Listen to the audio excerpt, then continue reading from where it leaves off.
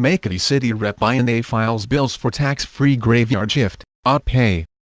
The Vice President Jijamar Binay's Congresswoman daughter Marlene Abigail Binay, of has filed House Bills 2836 and 4682, which seeks to allow graveyard shift and overtime wages to be expressly excluded from the computation of the gross taxable income of all workers, regardless of their hourly pay rate. In a press statement, House Deputy Majority Leader and Makati City Rep Binay said she decided to file the twin bills to improve the quality of life of workers, especially those who are always working late at night, as graveyard shift workers or in overtime works.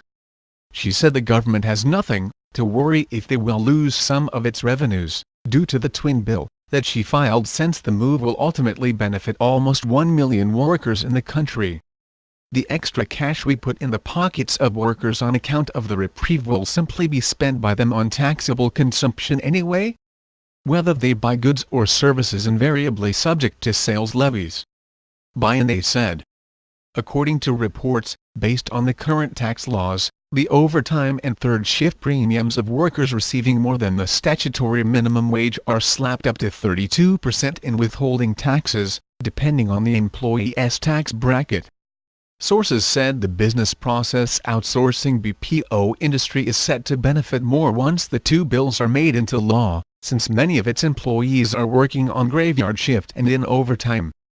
Based on the Labor Code, an overtime pay refers to the additional 25 to 30% compensation received by an employee for labor rendered in excess of the required maximum 8 hours a day. The night shift premium, on the other hand, is the extra 10% remuneration for work delivered between 10 p.m. and 6 a.m. On the same Labor Code, if the overtime work falls inside the graveyard shift, the extra reward for overtime labor is first added to the employee's regular hourly rate, before computing the night differential pay.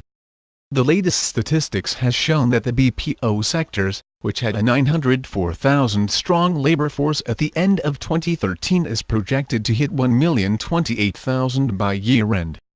Most of the BPO workers are women, which comprises of more than half of its members, or 54.9%.